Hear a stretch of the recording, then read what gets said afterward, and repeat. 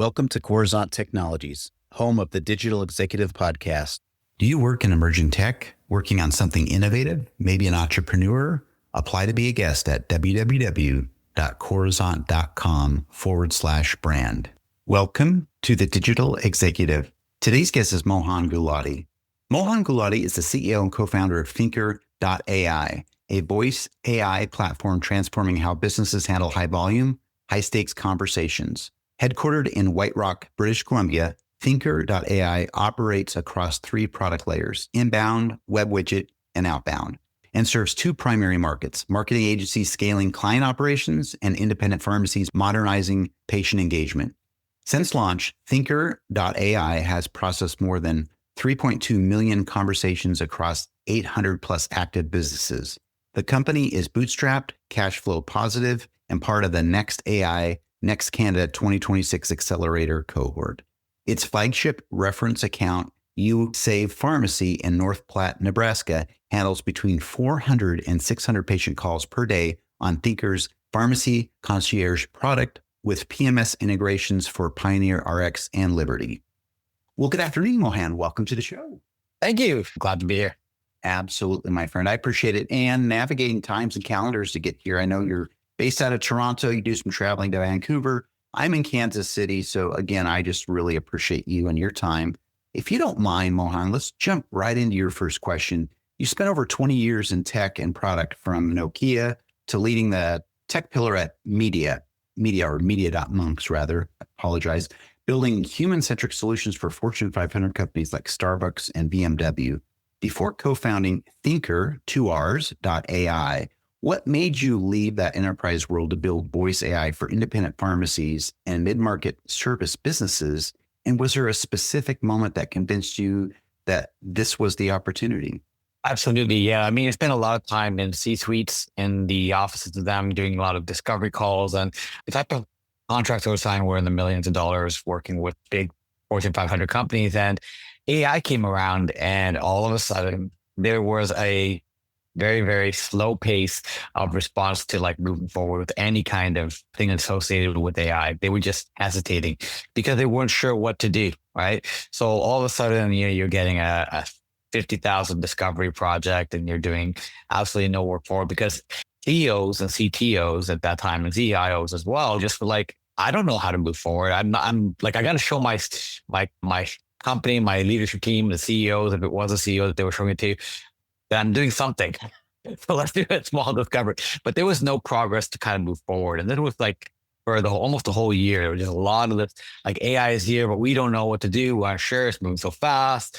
And in this time, I started realizing there was another group of people that were eager to get started fast and weren't hesitating. And honestly, I felt like the democratization of that was very important.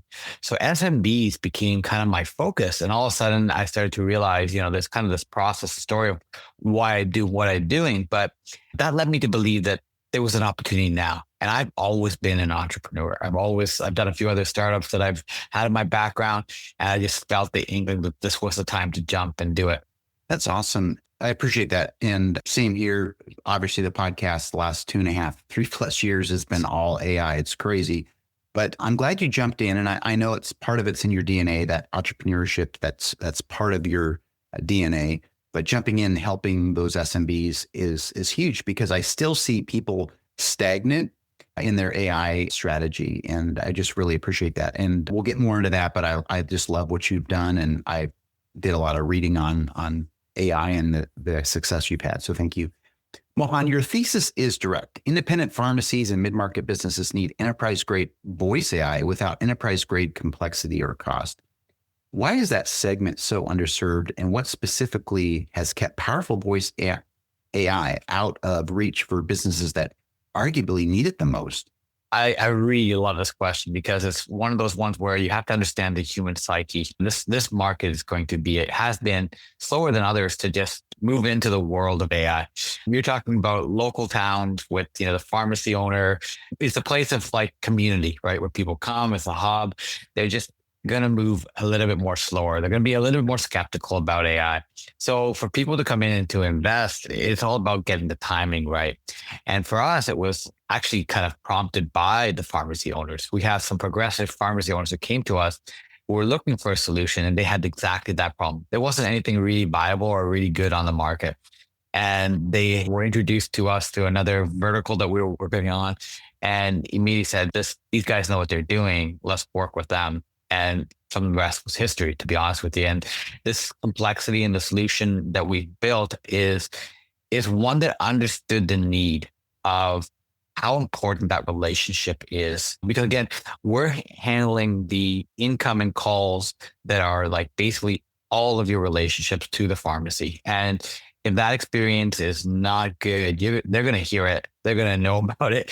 And also they can risk losing those customers. And that's really, really important. So it's one of those things that it's quite understandable that they're tentative. I always tell pharmacy owners now, like when they're looking at moving forward, we have a very, very simple process. And it starts with like using the technology first as after hours, and then slowly moving it into, a day that you want to try that's a little bit low in terms of volume. And then you eventually have kind of gotten your client base used to what is now a full blown, heavily used solution in many pharmacies all day long, both evenings and daytime. That's awesome. And what I really like about what you're doing is you're helping the people that really need it, right? You've got these large corporations, Fortune 500s, they've got the deep pockets, they can invest in the technology, but you're really helping the folks that need it the most. I think that's my big takeaway. But I just love how you don't just jump into it. I like the example where you maybe turn it on after hours and start to do those things. And I totally support that. I've been in those shoes before as well. So that's awesome. Thank you. Mohan, pharmacy calls involve patient health, privacy, and real consequences if the AI gets something wrong. You talked a little bit about that. Your system is HIPAA compliant with under 40 millisecond response times and instant pharmacist handoff for early refills. How do you design guardrails for conversations where a hallucination isn't just embarrassing, but potentially dangerous? And where do you draw the hard line on what the AI is allowed to handle? So this is, again, an engineering feat, right? So a lot of it is like, you have to learn, you have to have the experience, like where hallucination occurs and where it doesn't. A primary kind of understanding of how we've implemented our solution is to understand that we have broken down conversations into segments. We understand which part of the conversation people are in. When you design a solution like this, you want to break it down into smaller chunks, and you want to be able to design for each one of them.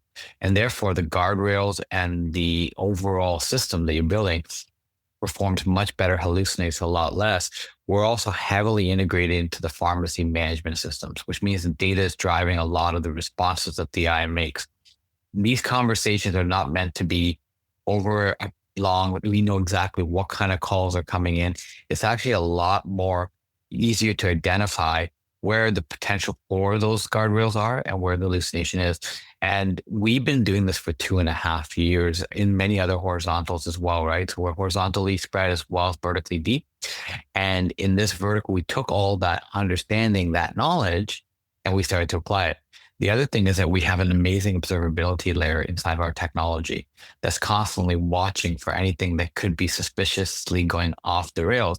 And I think that's an important part, right? Because AI is like, when I ask somebody a question on my team, did we fix that? Like you're using the software, you go, did you fix that? And the answer is usually, of course, yeah, it's fixed. In the AI world, you don't ask anymore, is it fixed?